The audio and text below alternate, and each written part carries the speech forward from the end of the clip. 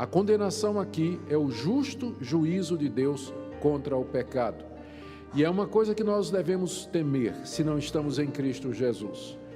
Deus, que é o Criador de todas as coisas, que é o juiz de todos os homens, que conhece todas as coisas, que é todo-poderoso, Ele tem na sua mão o poder de nos fazer eternamente infelizes em sofrimentos indizíveis no inferno, com justiça por conta dos nossos pecados. Essa é a condenação que paira sobre a raça humana. Aqui nesse mundo já começa a sentir a ira de Deus e depois da morte enfrenta essa ira de maneira mais profunda nos sofrimentos indizíveis, naquilo que a Bíblia chama de inferno.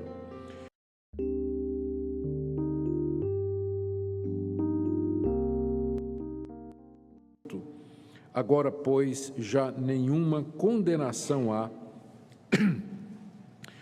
para os que estão em Cristo Jesus. Alguns pontos aqui dessa declaração. A primeira delas é que ela é para os que estão em Cristo Jesus. É uma declaração maravilhosa, não há mais condenação. Mas só que essa verdade se aplica aos que estão em Cristo Jesus. Nós não podemos dizer isso a respeito do mundo, porque há uma condenação de Deus sobre o mundo, há uma condenação justa de Deus sobre os pecadores, mas aqueles que estão em Cristo Jesus, para estes não há mais condenação. Portanto, é importante saber quem são estes que estão em Cristo Jesus, para os quais não há mais condenação.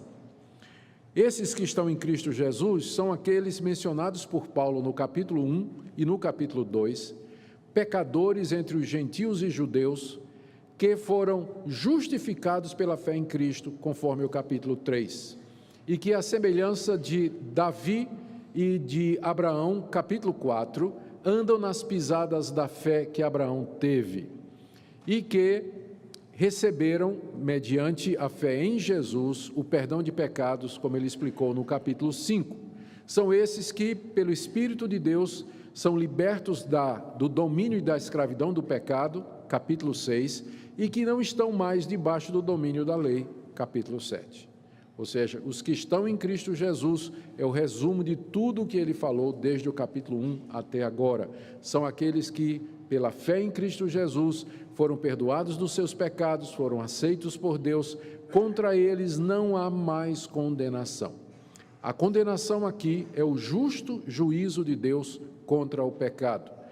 E é uma coisa que nós devemos temer se não estamos em Cristo Jesus.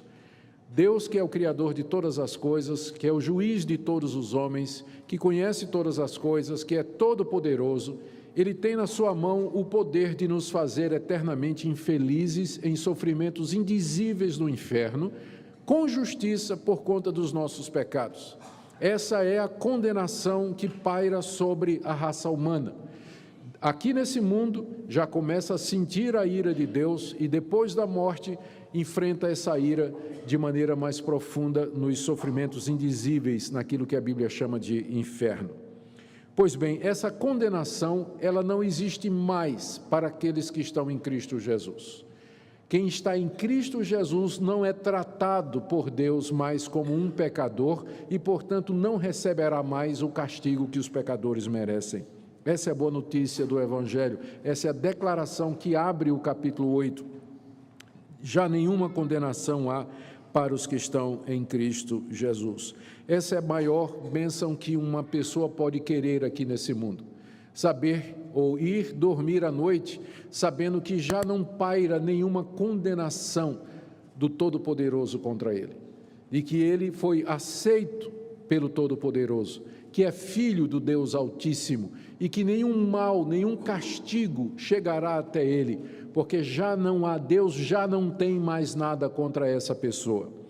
Pessoas há que dariam qualquer fortuna ou fariam qualquer coisa para poder ter esse privilégio, embora o mesmo seja oferecido gratuitamente por Deus mediante a fé em Cristo Jesus.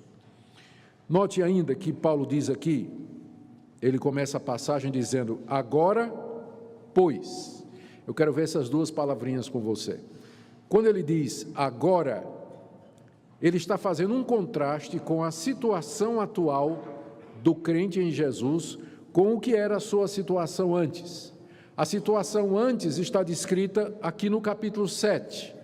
O capítulo 7 descreve a situação do homem debaixo da lei de Deus, condenado por essa lei, se vendo incapaz de obedecê-la, incapaz de fazer o bem que aquela lei determina, fazendo o mal que essa lei proíbe, impotente para realizar o menor dos seus requerimentos, tendo prazer nessa lei, mas ao mesmo tempo fazendo aquilo que odeia. Esse é o estado do homem antes. Mas agora que ele está em Cristo Jesus, essa condenação não existe mais. O agora, então, introduz o estado do crente diante de Deus. Antes, ele estava debaixo da lei, gemendo debaixo dos seus requerimentos, impotente para cumprir, condenado pelas suas falhas, pecados e omissões, mas agora já não há mais nenhuma condenação. O pois, no início do verso 1, agora, pois, aponta para a causa. Esse pois aí aponta para o verso 25. Veja que no verso 24 do capítulo 7, aquele homem debaixo da lei, gemendo debaixo da lei, ele grita: desventurado homem que sou, quem me livrará do corpo dessa morte? Quem que vai me livrar dessa condenação que eu vivo, me sentindo culpado e levado à morte por conta dos meus pecados? Quem me livrará? Porque eu sei que eu não consigo me livrar dessa condenação.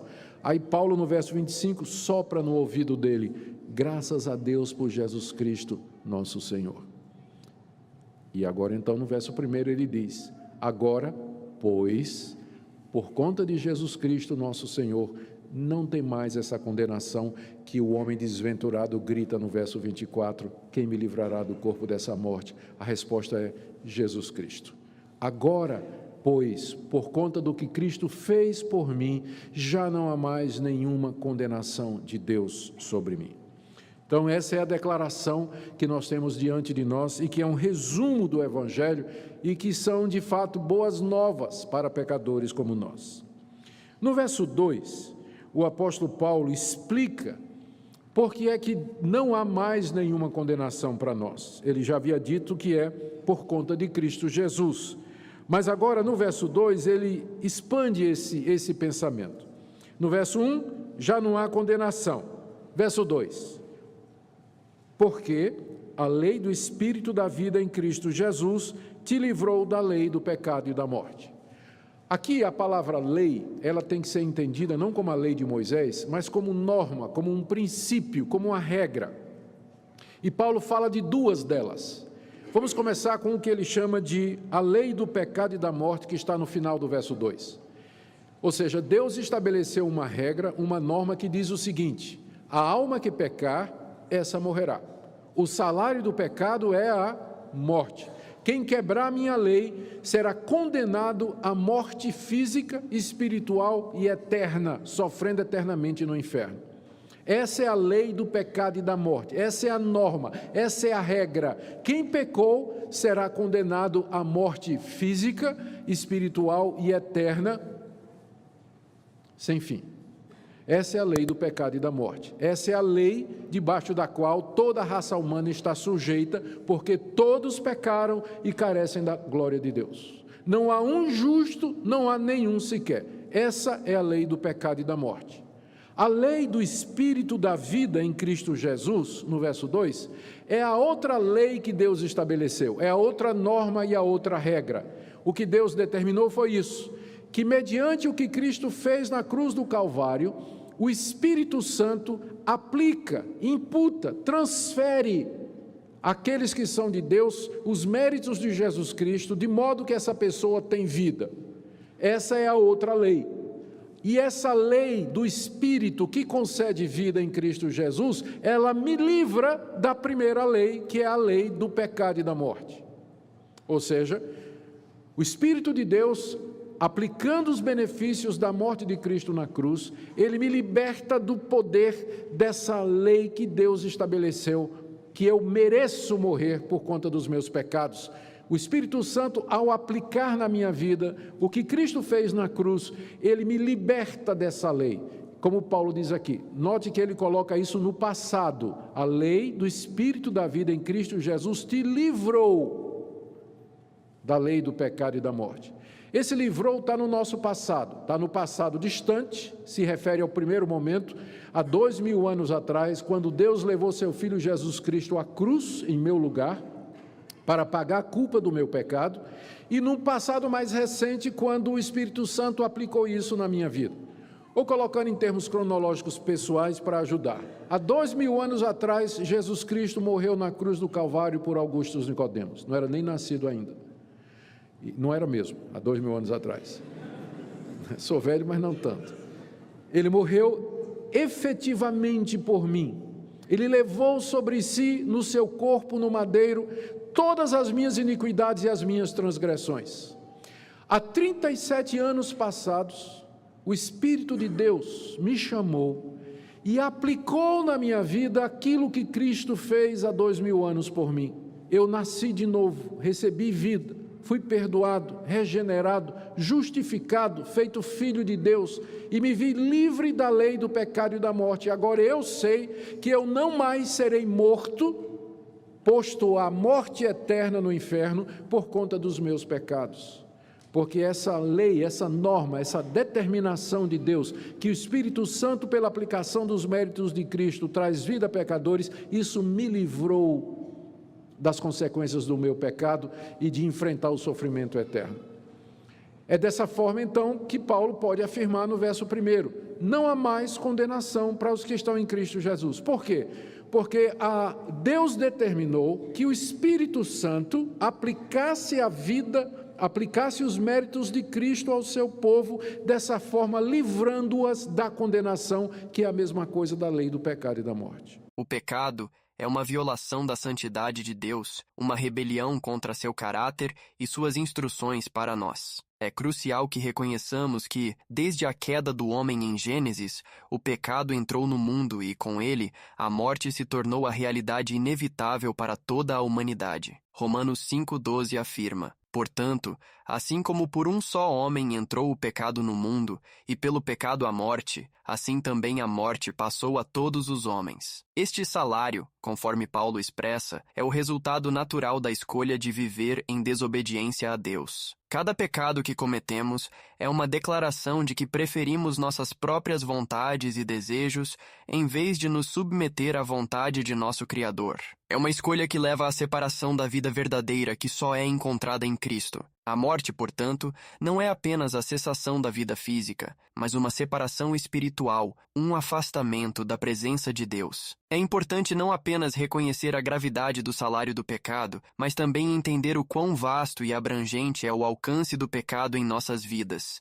Ele não é restrito a atos externos, mas se enraiza profundamente no coração humano. Jesus, em Mateus 15:19, nos ensina que do coração procedem os maus pensamentos, homicídios, adultérios, fornicações, furtos, falsos testemunhos, blasfêmias. Portanto, não devemos nos enganar achando que o pecado se limita apenas ao que fazemos.